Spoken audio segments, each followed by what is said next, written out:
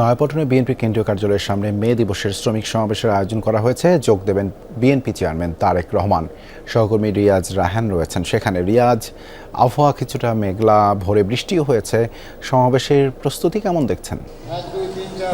দিবসের দুর্যোগপূর্ণ আবহাওয়া ছিল বটে, তবে এখন কিছুটা শান্ত রয়েছে আবহাওয়া এবং ভালো বিষয় রয়েছে।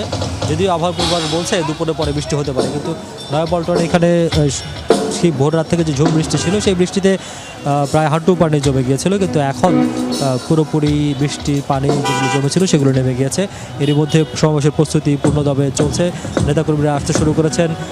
পিজিআর, এসএসএফ সহ বিজিবি, পুলিশ বা র্যাব বা আইনশৃঙ্খলা বাহিনীর সদস্যরা পুরো এলাকার নিরাপত্তা নিশ্চিতে তারা কাজ করছেন এবং নেতাকর্মীদেরকে একটি নির্দিষ্ট সীমা বেঁধে দেওয়া হয়েছে, যেই সীমার অর্থাৎ যেই সীমানার ভিতরে শুধুমাত্র প্রধানমন্ত্রী এবং অনুমোদিত ব্যক্তি যারা রয়েছেন নেতৃবৃন্দ সহ তারা প্রবেশ করতে পারবে না। আর একটু সাধারণ নেতাকর্মী যারা রয়েছেন তাদেরকে এটি বেষ্টনীর বাইরে অবস্থান করতে হবে। আপনি দেখছেন জাসাস সাংস্কৃতিক সংগঠন যেটি রয়েছে তাদের শিল্পীবৃন্দ যারা প্রস্তুতি নিচ্ছেন জাতীয় সঙ্গীতের মধ্য দিয়ে এই যে আজকের সমাবেশ, সেই সমাবেশের তারা আনুষ্ঠানিকতা শুরু করবেন এবং যেই সময় দেওয়া হয়েছে বেলা 2টা নাগাদ সমাবেশ পূর্ণদমে শুরু হওয়ার কথা রয়েছে। তবে নেতাকর্মীদের সঙ্গে কথা হচ্ছে, তারা যদি বলছেন যে প্রায় হয়তো বেলা 3টা নাগাদ প্রধানমন্ত্রী তারেক রহমান এই সমাবেশ মঞ্চে আসবেন এবং তার যে গুরুত্বপূর্ণ বক্তব্য সেটি প্রদান করবেন।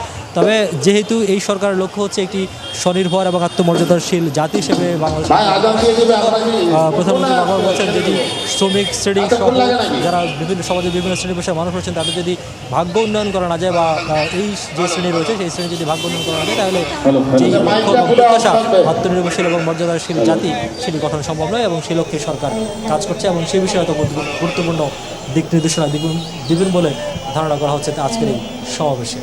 ধন্যবাদ রিয়াজ যুক্ত হবার জন্য।